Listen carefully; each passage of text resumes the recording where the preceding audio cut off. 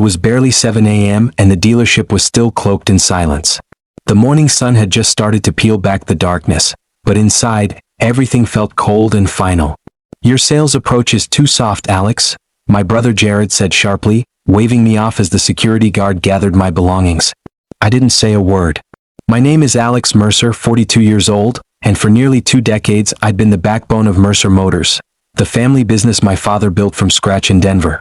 I knew every customer, every vehicle on the lot, every inch of that place. I was the senior sales director, the man who trained every salesperson and smashed every sales target without ever causing a ripple. But now Jared, younger by 5 years, stood behind Dad's old desk, the one he'd claimed just days ago as the new owner. He'd already stripped the place of every trace of Dad's style. The fishing photos vanished, replaced by sleek, cold decor that looked like it belonged on a spaceship. "Times have changed, Alex," Jared said. "Dad's old way won't cut it anymore. We need results, not handshakes." I didn't argue. What was the point? I just watched as Pete from security, whose daughter I helped buy her first car last year, awkwardly boxed up my desk. "You'll get 2 months severance," Jared added, eyes glued to his computer screen. Professional courtesy. Professional courtesy from my own brother, in the business Dad built.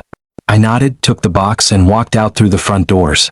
17 years of my life, reduced to 15 minutes in a parking lot meeting. I set the box down on the hood of my truck and looked back at the Mercer Motors sign. Our name, once a symbol of family pride, now belonged to Jared alone. My phone buzzed. A message from Olivia at Crestline Automotive. "Meeting still on for 2 p.m.? For the first time that morning I smiled. "Definitely," I replied.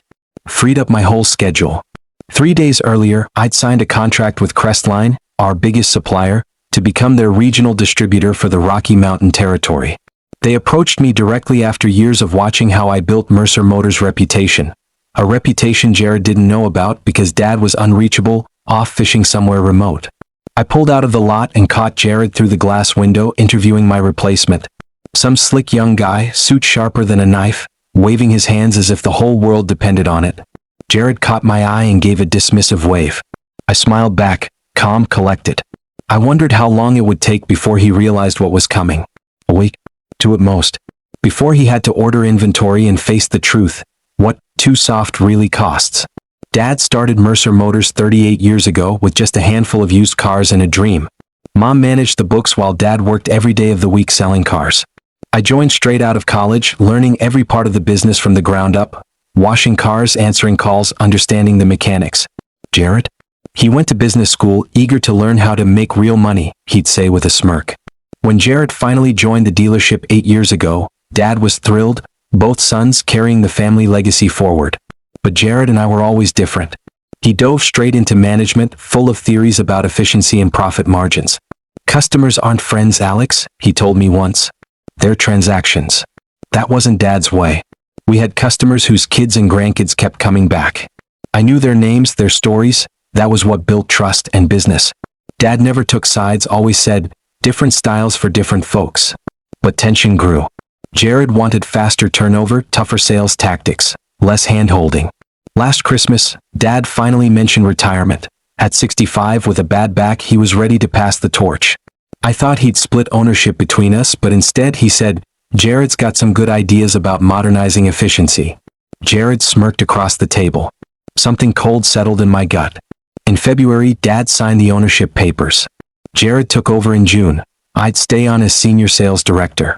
That was the plan. The change was immediate. My sales team got reassigned. My office shrank to a cramped corner. Access to supplier accounts? Restricted. Jared called it streamlining communications when I asked. Last month, representatives from Crestline Automotive, our biggest supplier, showed up. They wanted to discuss reorganizing their distribution. Jared was tied up at the bank, so I took the meeting alone. That's when they made the offer to me, not Mercer Motors but me personally.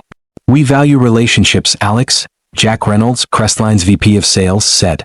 "Always have." I told them I'd think it over. A week later, Dad handed Jared the keys and left for a fishing trip in Montana. Perfect timing. I met Jack in a quiet downtown cafe, away from prying eyes in the dealership. He slid a contract across the table. Regional exclusive distributor for the Rocky Mountain territory.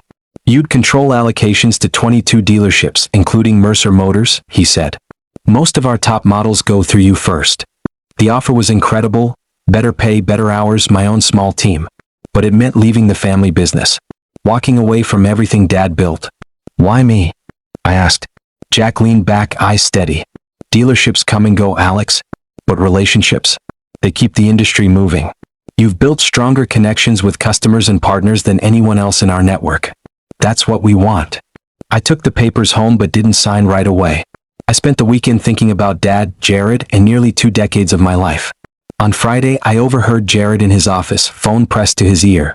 We'll clean house once Dad's completely out of the picture, he said. New sales team, new approach. None of that hand-holding crap Alex does. He laughed. Alex's way is outdated like Dad's. I stood frozen, papers in hand. 16 years of blood, sweat, and weekends, and Jared was waiting for the perfect moment to push me out. I walked away silently back to my office and signed the Crestline contract that afternoon.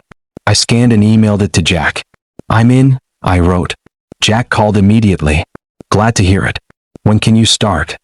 Give me a week to tie things up at Mercer, I said. I didn't need a week, 3 days would do. Just enough time to finish paperwork and quietly back up my customer files. I knew Jared would fire me, the only question was when. Monday morning answered my question. After leaving Mercer Motors, I drove straight to my meeting with Crestline. Jack had set up an office for me, nothing fancy but it was mine. A small team of 3 handled logistics and scheduling. On the wall hung a territory map dotted with pins marking every dealership under my supervision. Mercer Motors was the largest pin. Jack walked me through the ordering system, explaining how allocations worked, how to prioritize inventory flow, and how I controlled who got which vehicles, when and at what wholesale price, all within margin guidelines. It'll take a few days to get comfortable with it all, Jack said. I nodded, eyes glued to the system. I'm a quick learner. A week passed. I spent every hour learning Crestline's systems, calling every dealership in my territory, setting up my new office. But my phone never stopped buzzing, waiting for the call I knew was coming. Thursday afternoon my phone rang. Mercer Motors main number. Alex, it's Vanessa from accounting. Jared's losing it. We can't get any inventory confirmed. The system keeps flagging our orders for review. I leaned back, feeling a strange mix of sympathy and satisfaction. That sounds like a supplier issue, I said. Exactly why I'm calling. Jared tried reaching out to Crestline, but they're giving him the runaround. Since you handled them before. I don't work there anymore. Silence on the line. Alex, we've got customers waiting. The showroom's half empty. I told her to have Jared follow proper channels, assured her it would sort itself out. 2 hours later, Jared called directly. I let it go to voicemail. His message was exactly what I expected. Demands, not requests. You must have messed something up before you left, he said. You need to fix it. I waited till morning to call back. Mercer Motors, this is Jared. Jared, it's Alex. Got your message. About damn time. We need 20 vehicles by Tuesday. The system's blocking everything. I kept my tone calm, professional. Have you spoken with your Crestline rep? They keep redirecting me. Something about a new distributor approval process. I don't have time for this. Just tell me what you did to our account. I didn't do anything to your account, Jared. Then why did this start happening right after you left? I paused, letting the silence stretch. Maybe you should ask for the regional distributor. That's what I'm trying to do. Nobody will give me a straight answer about who's handling our territory now. I could almost hear him pacing, running his hands through his hair like he always did when frustrated. It's me, Jared. Silence. What are you talking about? I'm Crestline's new Rocky Mountain regional distributor. All inventory allocations for your territory go through me now. More silence. That's not possible. You can't just. I didn't just anything. Crestline approached me last month. They value relationships, Jared. Always have. I heard him breathing, processing what this meant. So you're holding our inventory hostage? That's illegal. I'm calling Dad. It's not illegal. It's business. I'm following Crestline's standard allocation procedures. And Dad's unreachable. Remember your choice. This is because I fired you. Grow up, Alex. No, this is because I'm doing my new job. Your dealership will get its allocation based on the same criteria as everyone else. No special treatment. What's that supposed to mean? It means your first big inventory order as owner just got flagged for review. Standard procedure for new ownership. I'll need to assess your dealership's status in the territory. How long will that take? Tension edged his voice. 2 weeks. Maybe 3. We'll have an empty lot by then. That's the process, Jared. He lowered his voice, trying a different approach. Look, Alex, I know you're upset, but this is family. Dad built this place for both of us. I know, I said evenly. But like you said, times are changing. Your sales approach was too aggressive. Not relationship-focused enough. You son of a, I'll review your application personally. Have a good day. I hung up and stared out the window of my new office. No satisfaction, only a hollow sense of something broken that couldn't be fixed. My phone buzzed again. Jared's number. I declined the call. Then it rang once more, Dad's number. This was going to get complicated. Alex, it's Dad. His voice was tired but firm. What the hell is going on? Jared says you're blocking inventory. I closed my eyes, pressing the phone tighter to my ear. I hadn't expected Jared to reach him in Montana. I'm not blocking anything, Dad. I'm working for Crestline now. Jared fired me last week. First day as owner, said my sales approach was too soft and had security walk me out. Dad's breathing changed. You quit. No. I got a better offer and walked away. The betrayal stung all over again. Even now, Jared was lying to him. I have the termination paperwork. 2 months severance. Professional courtesy, he called it. Dad went quiet. I pictured him on the porch of his fishing cabin, trying to make sense of his son's fallout. And now you're with Crestline. You're their regional distributor. All dealership allocations go through you, including Mercer Motors. Yes. Dad sighed. So you're getting back at him. I'm doing my job, I said. His order was flagged for review, standard procedure for new ownership. Dad's voice carried that familiar weight of disappointment. This is the business I built for both of you. I know, Dad. I gave it 17 years. And now you two tear it apart. I stood and walked to the window of my office. I didn't start this, but you're finishing it. I'm just trying to move forward by choking your brother's inventory. I never said I wouldn't approve his order. But it will be delayed. Not a question. I didn't answer. I'm coming home, Dad said. This needs to be fixed. There's nothing to fix, Dad. I have a new job. Jared has what he wants, complete control of Mercer Motors. Clearly not complete control, Dad muttered. I'll be there tomorrow. Don't do anything until we talk. He hung up.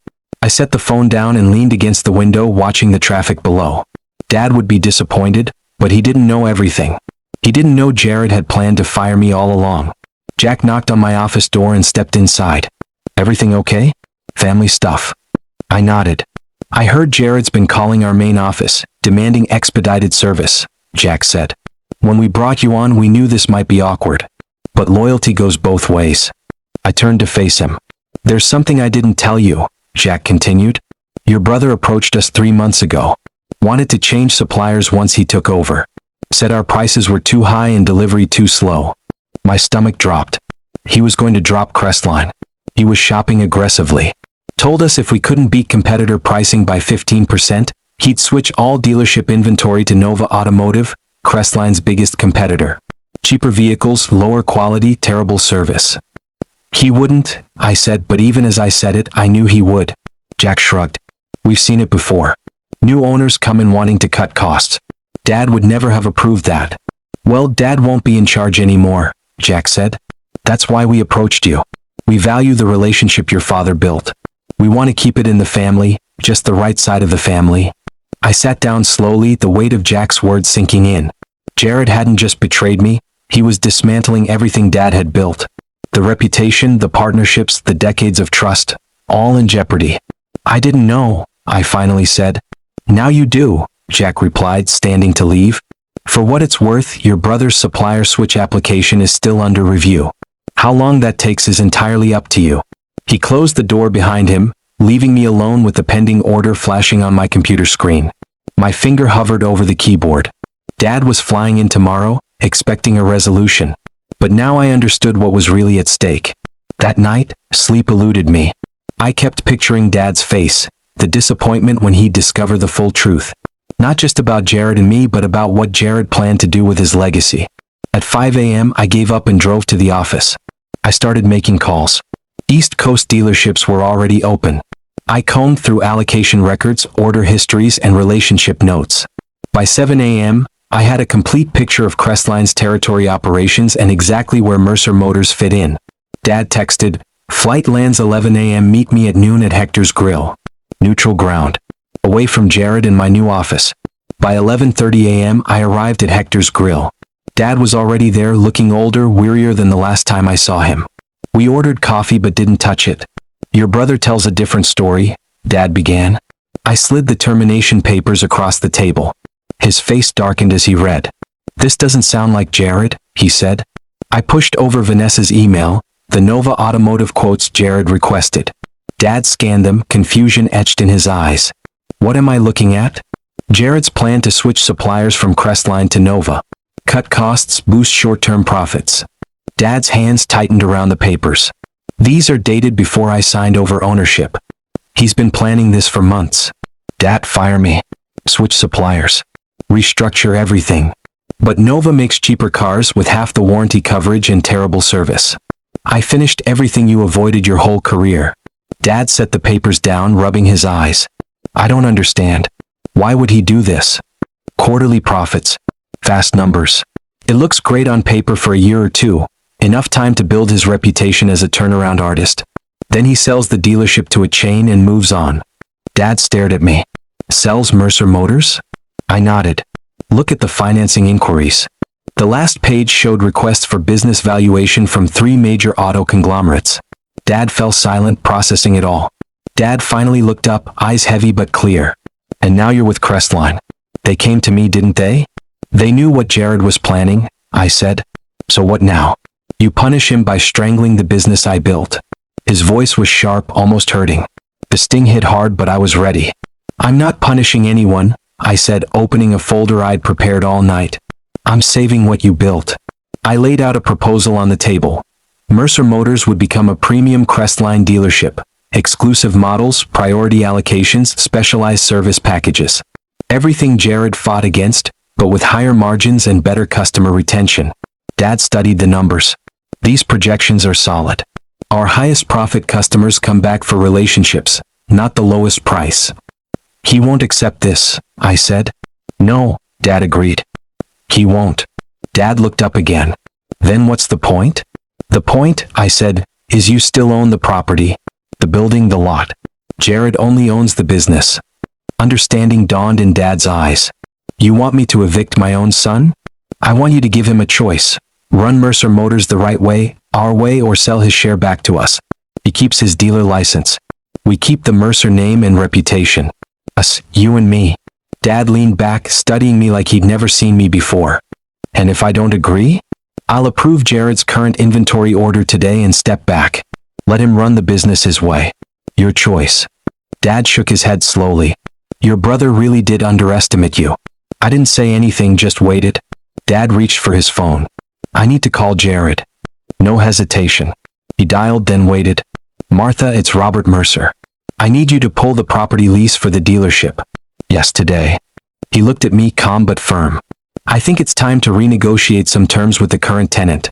2 days later, Jared, Dad, and I sat in the conference room with Martha, Dad's longtime attorney. She laid out 3 options. Option 1. Jared continues as owner under a new lease agreement with operational requirements, including maintaining Crestline as exclusive supplier. Jared's jaw tightened, but he didn't touch the paper. Option 2. Jared sells his ownership stake back to Dad and me at fair market value, minus recent losses from inventory disruption. Jared glared at me. "This is extortion." "This is business," I echoed. Option 3. Jared keeps ownership but relocates the business. Dad terminates the current property lease within 30 days. Jared looked at Dad, disbelief in his eyes. "You'd really do this to me? Your own son?" Dad met his gaze steadily. "You fired your brother without calling me. You lied about it. You planned to dismantle everything I built over 40 years. So yes, I would." Jared stood abruptly, pacing the room. "This is insane. All because I wanted to modernize.